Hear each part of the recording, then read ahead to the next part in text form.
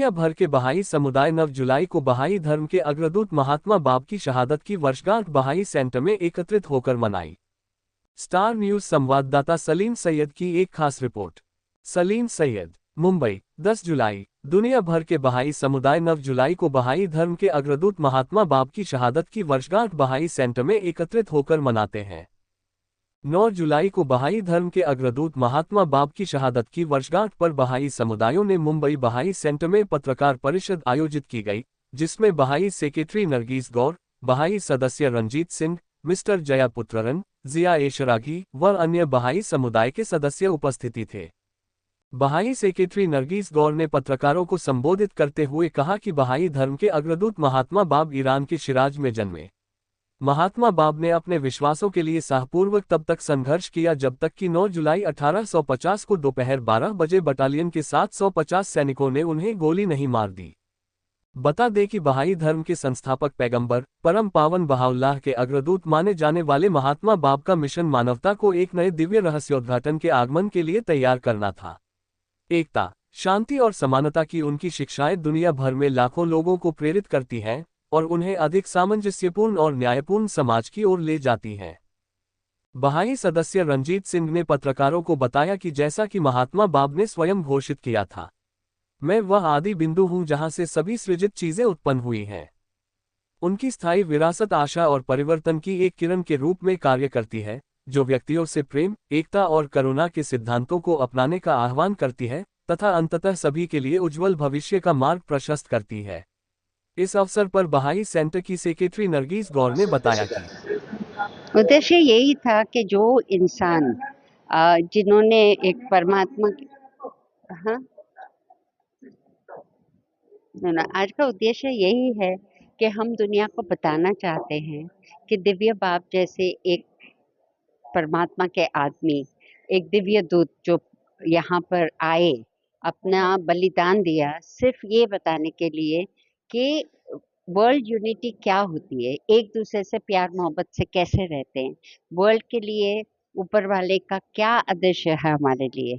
हमको सबको, हम लोग किसी भी बॉर्डर में नहीं मानते हैं, हम चाहते हैं कि पूरी दुनिया एक हो और हम एकता के साथ रहे ताकि धरती पे पीस हो। और ये पीस जो है जब इस्टेब्लिश होएगा, और होगा, जरूर होगा, टाइम लगेगा लेकिन होगा, क्योंकि यही ऊपर वाले की मर्जी है। और जब ये पीस यहाँ पर इस्टेब्लिश होगा तब हमारे दिल में ऐसी कोई भावनाएं नहीं रहेगी जिससे हमको एक दूसरे से अलग कर सके। हम एक साथ ही है, एक ही ऊपर वाले में मानते हैं, एक ही धर्म में मानेंगे और एक ही ह्यूमैनिटी में जो भी इंसान है यहाँ पर हमारे साथ में, उनको एक साथ लेके चलेंगे। So there is not going to be, और ये कभी मत सोचना या ये कभी हम ये कहना नहीं चाहते कि कोई भी धर्म बड़ा या छोटा है।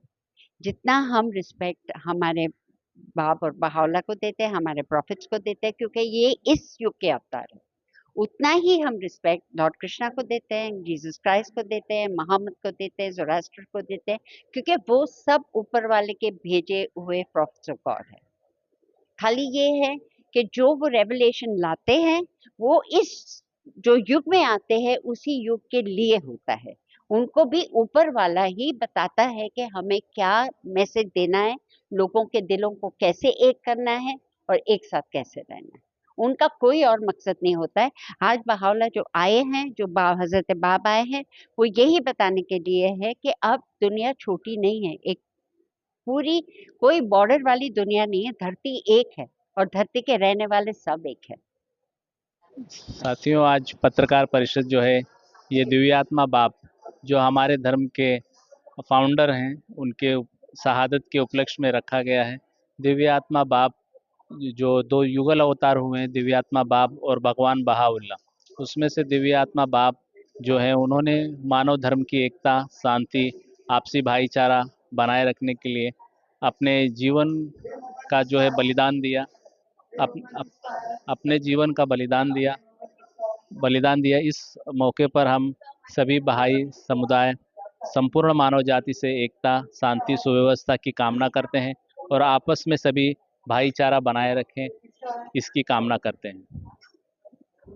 अंकल, मेरा संदेश दिव्यात्मा बाप और भगवान बहाउल्लाह का संदेश यही है कि संपूर्ण मानव जाति आपस में भाईचारे के साथ रहे और प्रत्येक मानव जो है वो भौतिक उन्नति के साथ साथ अपनी आध्यात्मिक उन्नति पर भी ध्यान दे, क्योंकि आध्यात्मिक उन्नति के बिना भौतिक उन्नति जब होती है तो व्यक्ति जो है वो भ्रष्टाचार में लिप्त हो जाता है, वो शोषण करने लगता है, तरह तरह के अत्याचार होते हैं। इसीलिए प्रत्येक मनुष्य को भौतिक उन्नति के साथ साथ अपनी आध्यात्मिक उन्नति पर भी उतना ही ध्यान देना चाहिए। सर कितने हो गए अभी भारत भर में और देश भर में बाल समुदाय के सदस्य? इंडिया में कि फॉरेन टोटल? इंडिया, फॉरेन, पूरे विश्व में आज 1 करोड़ के ऊपर बहाई धर्म को मानने वाले लोग हैं।